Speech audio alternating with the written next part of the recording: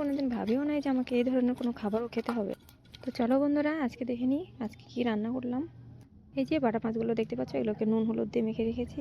আর কড়াইতে তেল গরম করতে দিয়ে দিচ্ছি। এর মধ্যে এখন লবণ ভাজার জন্য দিয়ে দিলাম। এখন এই মাছগুলোকে আমি 10-15 মিনিটের মধ্যে লো ফ্লেমে ভেজে নেবো। আমি আপনাদেরকে পুরোটা একবারে ডিটেলসভাবে দেখিয়ে দিচ্ছি, এরকমভাবে কেউ আপনাদেরকে দেখাবে না।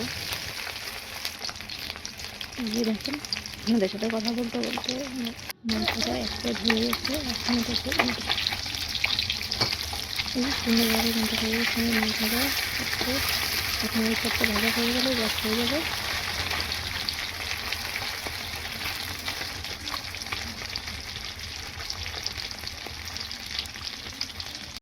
এই মাছগুলো কিন্তু আমি কড়া করে ভাজবো না, একটু নরম করেই ভাজবো।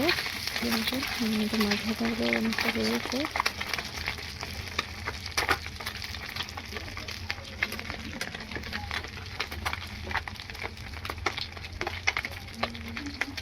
এখন এই মাছগুলোর মধ্যে দিয়ে দেবো একটা পেঁয়াজ কুচি, তারপর একটা করে রসুন, সব কিছুকে একসঙ্গে ভেজে নেবো সুন্দর করে। একদম লাল করে ভেজে নেবো মাছ, পেঁয়াজ আর একসঙ্গে রসুন।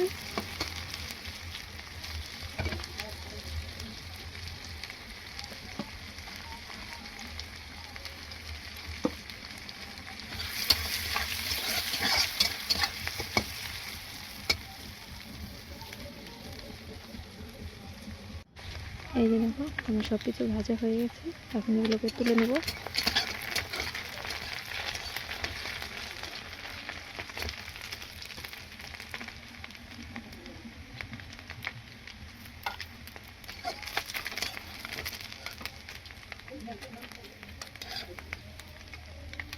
তুলে নেওয়া হয়ে গেছে। এখন এর মধ্যে দিয়ে দেবো কয়েকটা শুকনো লঙ্কা। এগুলোকে একদম লাল করে ভেজে নেব।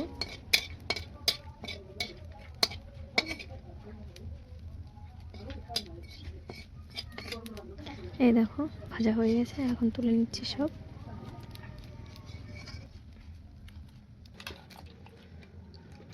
এখন সবকিছু একসঙ্গে শিল নয় বেটে নেব।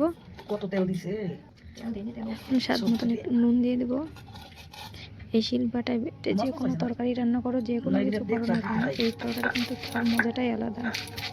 আপনাদের সঙ্গে কথা বলতে বলতে আমার ভর্তাও রেডি হয়ে গেল। একদম এটা গরম ভাতের সঙ্গে খেতে কিন্তু সেই মজা হবে। শুধু মজা না বন্ধুরা, এটা খেতে কিন্তু সেই টেস্টি। একবার বাড়িতে ট্রাই করে দেখো। শুধু ট্রাই না, একবার বানিয়ে খেয়েই দেখো না কেন, মুখের মধ্যে একদম লেগে থাকার মতন টেস্ট। সবাই একদম চেটে পুটে খাবে।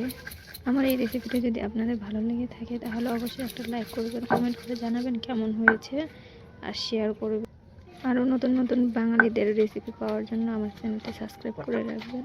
অবশ্যই ধন্যবাদ সবাইকে। আমাদের ভর্তা রেডি।